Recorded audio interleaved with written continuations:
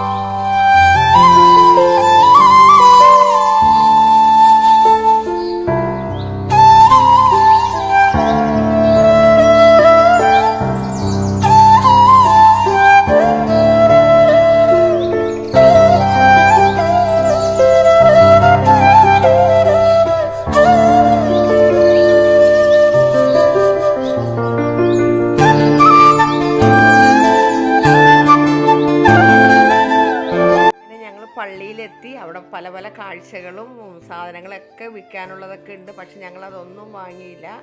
ഞങ്ങൾ നേരെ ഞാൻ ഇപ്പോൾ റസൂല് നിർബന്ധം, മമ്മി നേരെ പള്ളിയിലോട്ട് കയറുന്നു പറഞ്ഞിട്ട് അങ്ങനെ ഞങ്ങൾ പള്ളിയിലോട്ട് കയറുകയാണ്. പഠിച്ചവനെ, ഞാൻ ആദ്യമായിട്ടാണ് കേട്ടോ ഈ ചന്ദനക്കുടത്തിൻ്റെ സമയം ഏകദേശം സമയത്ത് ഇവിടെ വരുന്നത്.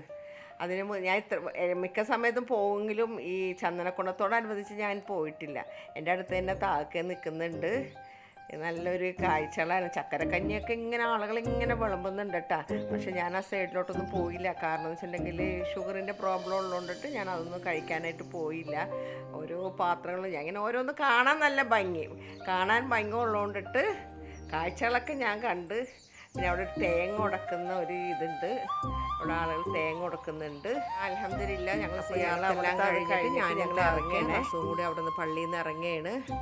അപ്പോൾ ഇനിയിപ്പോൾ ഒരു ചായ എല്ലാം കുടിക്കാനൊക്കെ ആയിട്ട് കുറേ നേരം ഞങ്ങളവിടെ ഇരുന്നു. അത് കഴിഞ്ഞപ്പോൾ അപ്പോൾ അവിടെ പരിപ്പോടെയും എല്ലാം ഉണ്ടാക്കുന്നുണ്ട്. ഞങ്ങൾ സ്ഥിരമായിട്ട് വരുന്ന ഒരു കടയാണ്.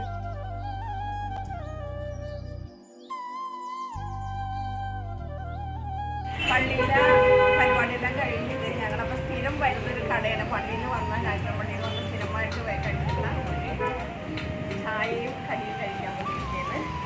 അപ്പോൾ പരിപാടി എടുക്കുന്നതാണ്.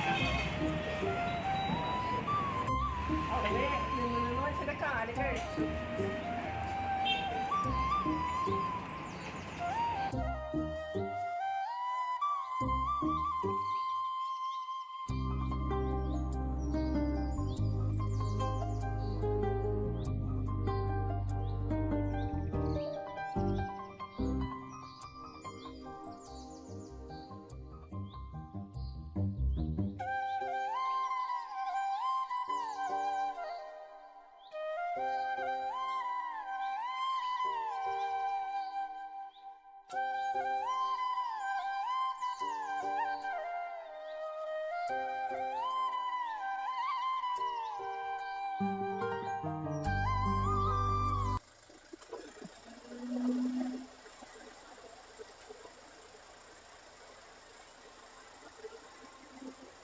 അൽഹംദുലില്ലാ ഞങ്ങൾ ലേറ്റായി.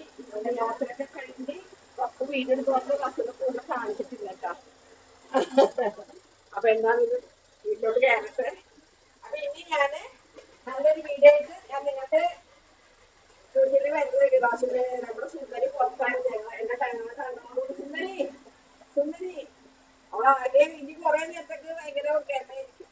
അപ്പൊ എന്താണെങ്കിലും എന്റെ വീഡിയോ എല്ലാവർക്കും കാണാൻ സപ്പോർട്ട് ചെയ്യാൻ. ഇതുപോലത്തെ ചെറിയ ചെറിയ ഇതുപോലെ യാത്രയും ബ്ലോഗൊക്കെയായിട്ട് ഞാൻ നിങ്ങളുടെ